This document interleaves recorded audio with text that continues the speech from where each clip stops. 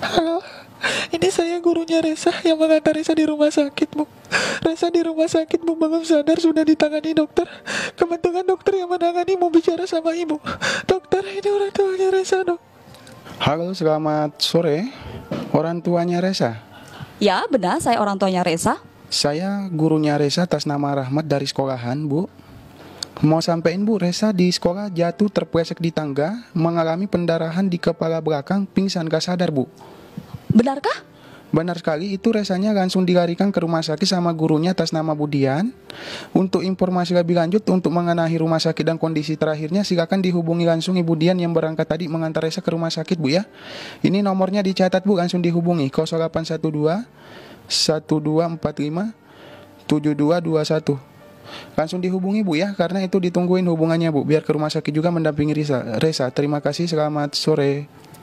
Setelah orang tua mendengar telepon tadi, tentunya akan melakukan atau akan mengalami kepanikan. Kemudian akan menelpon kembali nomor yang telah diutarakan oleh para pelaku untuk melakukan konfirmasi. Dan pelaku tersebut akan mengubah perannya menjadi pegawai rumah sakit. Seperti apa, Mas?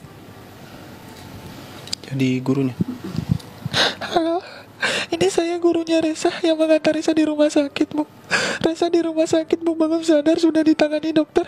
Kebetulan dokter yang menangani mau bicara sama Ibu. Dokter, ini orang tuanya Resa, Dok. Dan setelah melakukan konfirmasi kepada gurunya tersebut, pelaku akan berpura-pura meminta uang untuk melakukan pembayaran di rumah sakit. Dan uang tersebut setiap kali melakukan penipuan berkisar antara berapa sih? 17.700.000. Ini sudah melakukan aksi ini sejak tahun 2009. Lalu data-data orang tua ini didapatkan dari mana? Dari sekolah. Awalnya kita telepon sekolah untuk meminta data pribadi siswa, berikut nomor telepon orang tuanya. Sebegitu aja. Oke, tindakan satu-satunya yang kita mau ambil sekarang ini, kita mau melakukan operasi tapi resikonya sangat tinggi. Dan satu-satunya jalan untuk menyelamatkan nyawanya, kita harus pasangkan alat sensor terapi kepala. Cuma masalahnya di rumah sakit, untuk ukuran kepala pasiennya kebetulan lagi kosong, adanya di apotik. Tolong Ibu bantu saya dulu ya, karena ini harus pihak keluarga yang menghubungi baru alatnya bisa dikeluarkan. Tolong telepon ke apotik. Penipu satu berpura-pura sebagai dokter di rumah sakit dan meminta alat medis.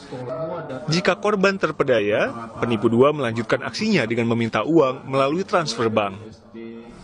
Iya, atas nama Farmasi Jaya dalam kurung Joko, ya betul. Iya. Iya, nanti dikonfirmasi kalau sudah dibayar Pak, supaya langsung kita antar, Pak. Pelajaran dipetik, berhati-hati jika mendapat telepon semacam tadi. Bisa jadi niatnya jahat. Polisi baru saja menangkap 11 pelaku penipuan dengan berbagai macam modus. Bahwa pelaku ini mencoba menghubungi, nanti kami akan sampaikan detailnya.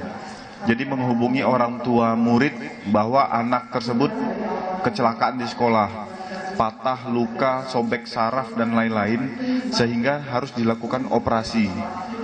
Ada yang berperan sebagai guru, ada berperan sebagai dokter rumah sakit, ada yang berperan sebagai anak korban yang nangis-nangis, ada yang berperan membuka rekening, ada yang berperan mengambil hasil kejahatan itu.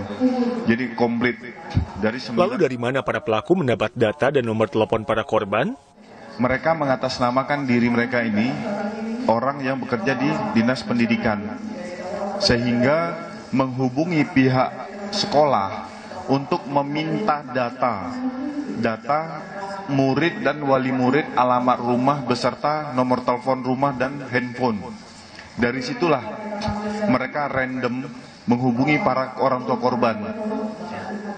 Jaringan penipu yang berasal dari Sidrap dan Makassar ini telah beraksi sejak tahun 2011 di sejumlah daerah dan merampok uang hingga jutaan rupiah per korbannya.